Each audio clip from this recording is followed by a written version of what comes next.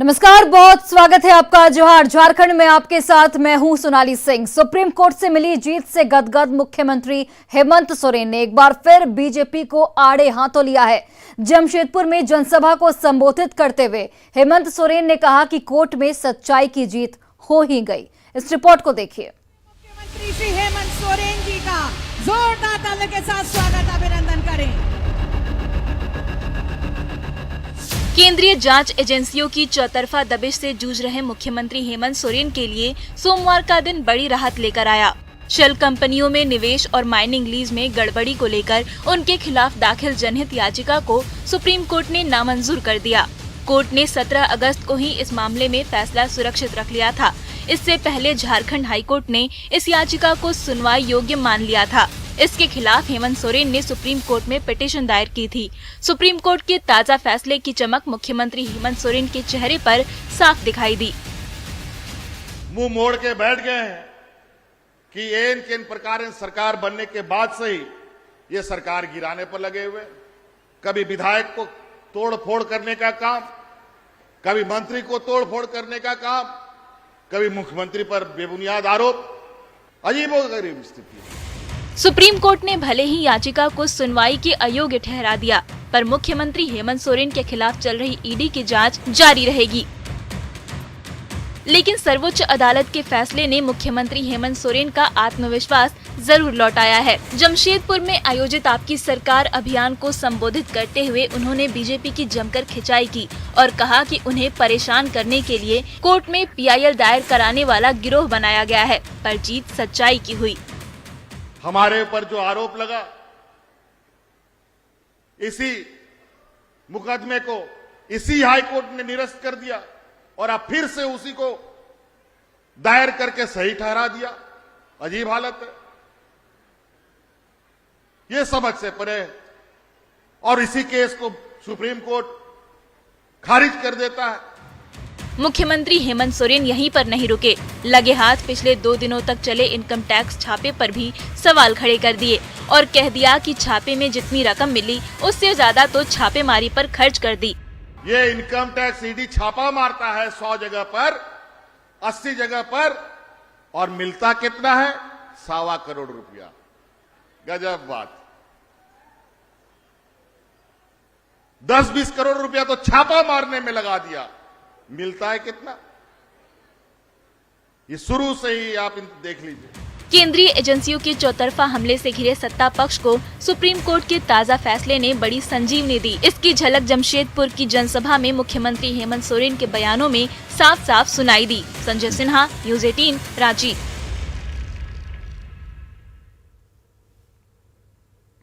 Supreme court में मुख्यमंत्री हेमंत सोरेन को मिली जीत का सत्ता पक्ष ने पुरजोर स्वागत किया। मुख्यमंत्री हेमंत सोरेन ने इसे न्याय की जीत बताया, तो वहीं जेएमएम ने बीजेपी की करारी हार बताई। मिला सर, इसी को थोड़ा सर बहुत देर से खड़ा, 1 घंटा से खड़े।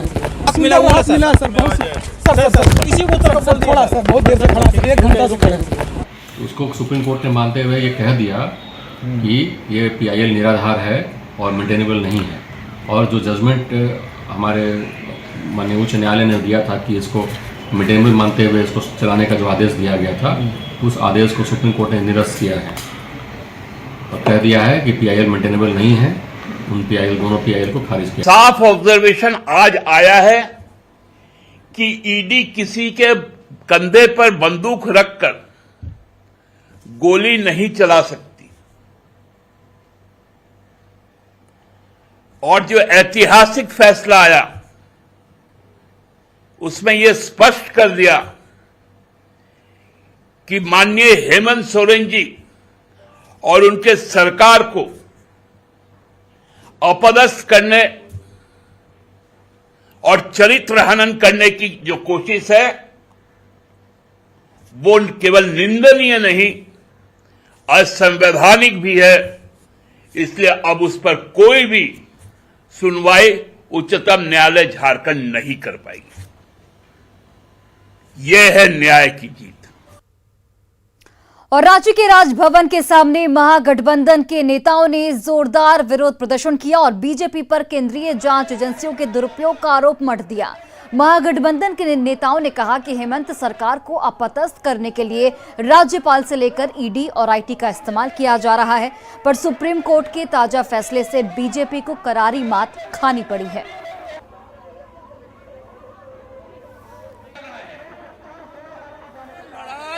जनता की अदालत तक जाएगी और जनता हमारे साथ है और इन 20 वर्षों तक इन्हें अब जनता कोई भी चारा डालने वाली नहीं है, घास डालने में नहीं है। को अस्थिर और अपदस्थ करने की तमाम जो महामहिम राज्यपाल से लेकर के ईडी, इनकम टैक्स आदि जो संवैधानिक या स्वतंत्र संस्थाएं हैं, उसका दुरुपयोग करके कहीं न कहीं हमारी सरकार को अपदस्थ या तोड़ने की कोशिश की जा रही है, उसको हम कतई नहीं बर्दाश्त करेंगे। तो महामहिम राज्यपाल इसमें जिस तरह से राजनीतिक भाषण दे रहे हैं, ये तमाम चीज राजनीतिक प्रतिशोध के तहत लगता है, इसलिए जो दुरुपयोग हो रहा है इसी के खिलाफ में ये धारणा किया जाए। बाकी जांच तो आपका जांच है, जांच करे, जो दोषी होंगे उस पर कार्रवाई होगी, उसमें क्या है। झारखंड के राज्यपाल रमेश बैस एक बार फिर महागठबंधन के निशाने पर रहे। जेएमएम और कांग्रेस ने सेकंड ओपिनियन पर सवाल उठाए, तो वहीं बीजेपी ने सीएम को संवैधानिक संस्थाओं का सम्मान करने की नसीहत दी है। क्या राजभवन राजनीति का कोई कार्यालय बनेगा कि वहां से भी कोई पटकथा लिखी जाएगी सरकार को अपदस्थ करने के लिए? ये दूसरा सलाह क्या है? तो जो पहला सलाह आया था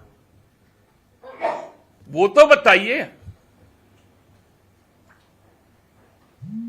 और जो पहला सलाह आप लिए उसी से दूसरा सलाह लेंगे। जिस तरह ईसीआई ने कहा है कि महामहिम ने कोई सेकंड ओपिनियन लिया ही नहीं है, तो महामहिम कभी रायपुर में जाकर के बोलते हैं एटम बम छूट जाएगा, कभी कहते हैं सेकंड ओपिनियन मांगा है।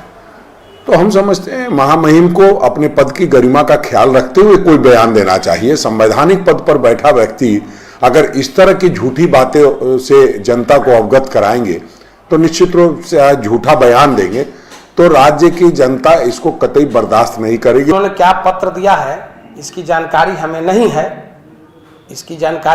है, लेकिन ये जरूर है कि मुख्यमंत्री जी खुद संवैधानिक कुर्सी पर बैठ करके जिस तरह से संवैधानिक संस्थाओं को चुनौती दे रहे हैं, यह जो है लोकतंत्र के लिए ठीक नहीं है। और इधर देखिए, बीजेपी नेता बाबूलाल मरांडी ने ट्वीट करके मुख्यमंत्री हेमंत सोरेन पर निशाना साधा है। उन्होंने कहा कि सत्ता पक्ष बीजेपी कार्यकर्ताओं को सबक सिखाने की धमकी देते हैं। कांग्रेस बीजेपी कार्यकर्ताओं की पिटाई की धमकी दी जाती है, जिसे बर्दाश्त बिल्कुल नहीं किया जाएगा। तो बाबूलाल मरांडी का ये ट्वीट, जिसमें बीजेपी ने ये साफ तौर पर कहा है और कि लोकतंत्र में सबको अपनी बात रखने का अधिकार है और जिस तरीके से बीजेपी कार्यकर्ताओं को पिटाई की धमकी दी जाती है उसे बर्दाश्त नहीं किया जाएगा। धनबाद में एक बार फिर कोयले के काले खेल में बम फूटे, गोलियां चली और दुकानें फूंक दिए गए। पीड़ितों ने कार्रवाई की मांग की है, तो वहीं पुलिस हालात को संभालने की कोशिश कर रही है। इस रिपोर्ट को देखिए।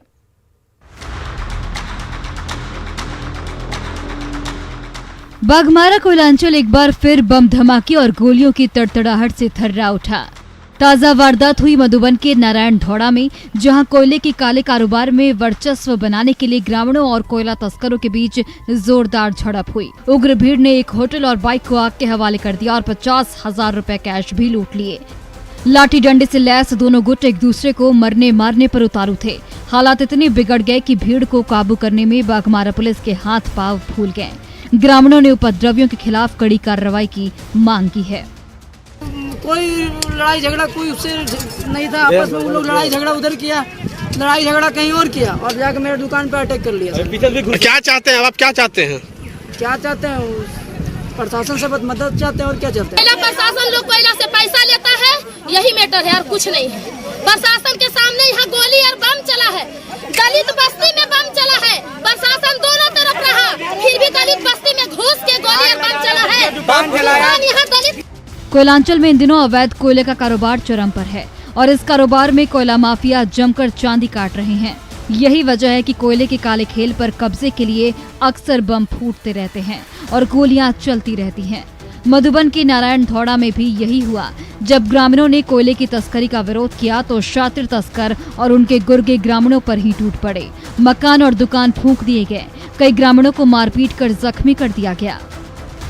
एफआईआर करना चाहते हैं और जो इसमें दोषी है उनकी गिरफ्तारी की मांग की गई है, तो इस पर हम लोग कार्रवाई कर रहे हैं। फिलहाल पुलिस अभी क्या जो रोड जाम स्थिति को सामान्य करने की प्रयास कर रहे हैं। रोड की स्थिति भी सामान्य है, जाम खुल गया है। थाना में जाकर जो भी व्यक्ति के विरुद्ध प्राथमिकी दर्ज करना, पुलिस अनुसंधान करके आगे की कार्रवाई करेगी। आज दुकान क्यों जलाया गया सर? जैसा कि सामने में बताया गया है कि ये कोयला तस्करी को लेकर ही कुछ विवाद हुआ था, इस पर जांच के बाद ही कुछ कहा जा सकता है। नारायण धौड़ा के इस मकान में फूटती आग की लपटें और गुस्से से तमतमाए ग्रामीणों के चेहरों ने कोयले के फलते फूलते काले कारोबार और धनबाद पुलिस की कार्यशैली पर एक बार फिर गंभीर सवाल खड़े कर दिए हैं। यहाँ के जो दलित बस्ती है उस पर वहाँ जो बैठे हुए कुछ लोग थे, उनके घरों पर भी हमले हुए हैं। उनके घरों में ईंट पत्थरबाजी हुई है, कई महिलाएं घायल हुई है। संजय गुप्ता, न्यूज 18 धनबाद। और बड़ी खबर आपको रांची से बताते चले, जहां पर राज्यपाल को रघुवर दास की ओर से पत्र लिखा गया है। ईडी को सहयोग नहीं कर रहे हैं सीएम। रघुवर दास की ओर से पत्र में यह लिखा गया है। साथ ही कार्यकर्ताओं को सीएम की ओर से भड़काया जा रहा है, ये भी रघुवर दास पत्र में लिखते हैं। जनता को गुमराह करने की यहां पर सीएम की ओर से कोशिश की जा रही है। हस्तक्षेप करें राज्यपाल, रघुवर दास की ओर से यह पत्र में लिखा गया है। तो राज्यपाल रमेश बैस को रघुवर दास ने पत्र लिखा है और उसमें ये चीज कही गई है कि ईडी को सीएम की ओर से सहयोग नहीं किया जा रहा है। ईडी के द्वारा जो सार्वजनिक हो चुका है कि 1000 करोड़ रुपए का इनका विधायक प्रतिनिधि आज जेल में है, इनके अधिकारी जेल में है, इनके सिंडिकेट जेल में है, तो ये सार्वजनिक हो चुका और इसी से घबराए हुए है ये। तो सत्यमेव जयते उसी दिन होगा जब इस राज्य में संविधान का शासन होगा। रांची के जगन्नाथपुर में दिल दहला देने वाली वारदात सामने आई। पत्थर दिल पिता अमित कुमार ने अपनी ही 15 महीने की मासूम बच्ची आद्या की हत्या कर दी। बच्ची का शव धुरमा डैम में मिला। जगन्नाथपुर पुलिस ने आरोपी पिता को हालांकि गिरफ्तार कर लिया है। जगन्नाथपुर के सेक्टर 2 से ये बच्ची 4 नवंबर को लापता हो गई थी। मां की शिकायत पर पुलिस ने जांच शुरू की और गुत्थी सुलझ गई। दरअसल पति और पत्नी के बीच कुछ समय से संबंध बेहद खराब चल रहे थे। मामला पुलिस और कोर्ट तक पहुंचा। बदला लेने के लिए पिता ने बच्ची को अगवा कर उसे धुरवा डैम में फेंक दिया। बच्ची जो थी कि बच्ची को हमेशा बाहर रखती थी। हम लोग कितना बार बोले भी कि बच्चा बाहर क्या रखते हैं जी। हाँ। उसका पति ले जाएगा, उसको कोई जान रहा था। आया कि उसके पिता के द्वारा ही बच्ची को डैम में फेंक दिया गया था, जो सब आज अभी बरामद हुआ है धुरवा डैम से। पति पत्नी में आपसी कुछ विवाद था। बोकारो के धोरेमगढ़ में 22वां धर्म महासम्मेलन शुरू हो चुका है। इस मौके पर देश विदेश से आए श्रद्धालुओं ने 3500 फीट ऊंची गुफा में विराजमान लुगु बाबा के दर्शन किए। श्रद्धालुओं का कहना है कि सच्चे मन से मुराद मांगने पर लुगु बाबा उनकी इच्छा जरूर पूर्ण करते हैं। कार्तिक पूर्णिमा पर लुगु पहाड़ पर श्रद्धालुओं की भारी भीड़ देखी जा रही है।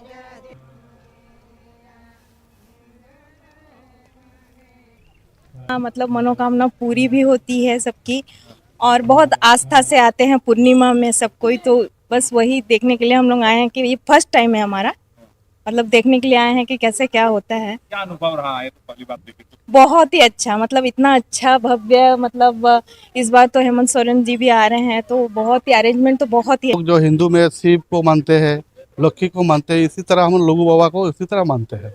आज के दिन का क्या महत्व है? आज के धर्मासन शुरू हुआ था, हम लोग सुना है बुजुर्ग के पास के बोला पहले से है दरबार। जमशेदपुर में नीलांचल एक्सप्रेस से करोड़ों के सांप, गिरगिट, मकड़ी और बीटल बरामद हुए। इन्हें तस्करी के लिए दिल्ली ले जाया जा रहा था, पर आरपीएफ ने महिला तस्कर को दबोच लिया है। इस रिपोर्ट को देखिए।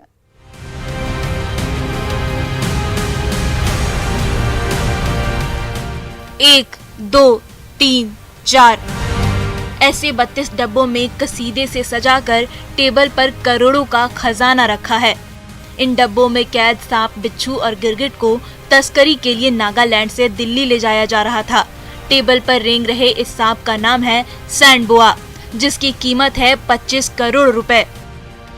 ये एक दुर्लभ प्रजाति का सांप है जो उत्तरी अमेरिका, अफ्रीका और एशिया के कुछ हिस्से में पाया जाता है।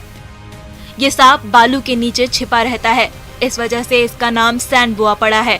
एनाकोंडा की तरह उसकी आंखें उसके सिर पर होती हैं। सैंडबोआ कतरने वाले जानवर जैसे चूहा, गिलहरी, खरगोश, मेढक आदि को अपना शिकार बनाता है। विदेशों में इस सांप की काफी डिमांड है। इस सांप का इस्तेमाल मर्दाना ताकत बढ़ाने, नशीली चीजों, महंगे परफ्यूम और कैंसर के इलाज में किया जाता है, इसलिए इसकी कीमत इतनी ज्यादा होती है। अब इस पीले रंग के सांप को देखिए, इसका नाम है बोल पाइथन और इसकी कीमत है 40,000 रुपए। वहीं इस हरे रंग के गिरगिट की कीमत 25 से 50,000 रुपए तक की है, जिन्हें तस्करी के लिए ले जाया जा रहा था, पर आरपीएफ ने तस्करों के मंसूबे नाकाम कर दिए। आरपीएफ को सूचना मिली कि खड़गपुर से एक संदिग्ध महिला नीलांचल एक्सप्रेस के जनरल डिब्बे में सफर कर रही है। ट्रेन के टाटानगर स्टेशन में आते ही आरपीएफ और फ्लाइंग टीम ने महिला को पकड़ लिया। तलाशी के दौरान उसके पास बेशकीमती वन्य जीव बरामद हुए। पूछताछ में महिला ने बताया कि नागालैंड के एक व्यक्ति ने उसे ये बैग दिल्ली पहुंचाने के लिए दिया था, जिसके लिए उसे 8,000 रुपए दिए गए थे। वो नागालैंड से ट्रेन से गुवाहाटी होते हुए झारखंड पहुंची, जहां वो नीलांचल एक्सप्रेस में बैठकर दिल्ली जा रही थी। इस बीच वो बैग देने वाले व्यक्ति के संपर्क में थी। तो जब उसको चेक किया गया तो उसमें डब्बे में बहुत सारे जीवित प्राणी, सरीसृप, छिपकली जैसी नजर आई। तो बैग को उतारा गया, महिला को उतारा गया और उसको पोस्ट में लेके आया गया और वहाँ पर सांपों के एक्सपर्ट को बुलाया गया। फिलहाल आरपीएफ ने इन सभी वन्य जीवों को जब्त कर लिया है और इसकी सूचना वन विभाग को दे दी गई है। प्रभंजन कुमार, न्यूज़ 18, जमशेदपुर। और चलिए अब देखते हैं झारखंड 2020।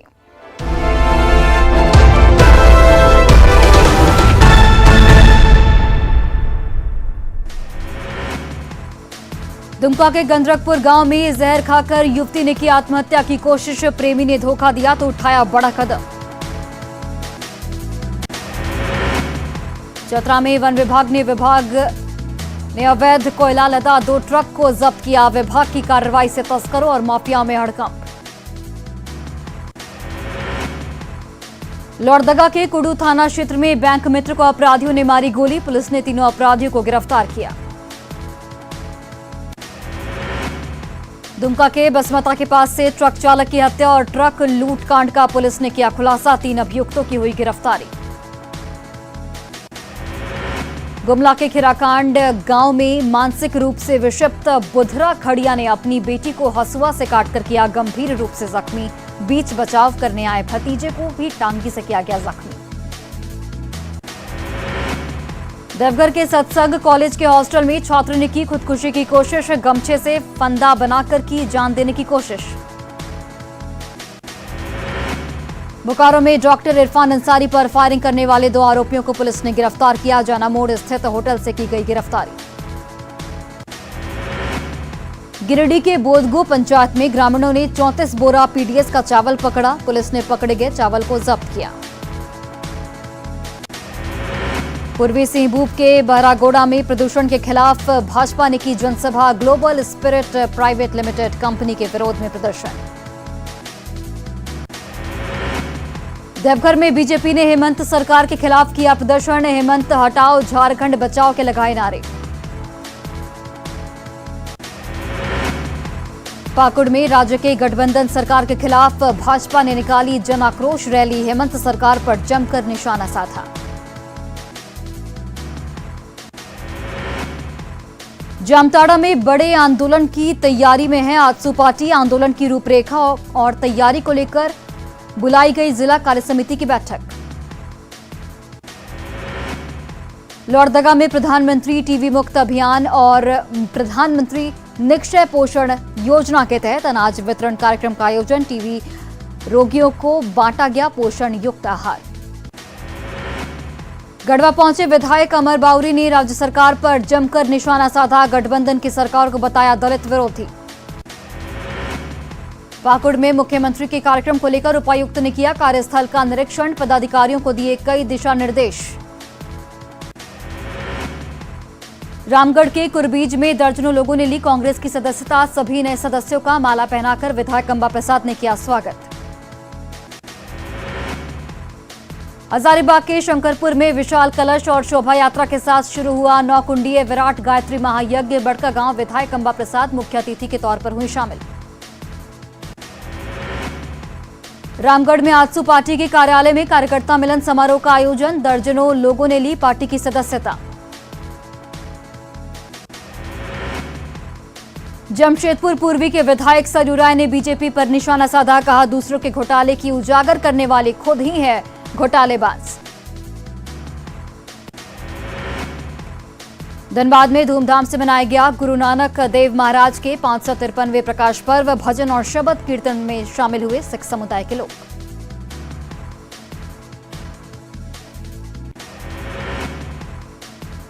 और फिलहाल इस बुलेटिन में बस इतना ही। आप देखते रहिए न्यूज़ 18 बिहार झारखंड।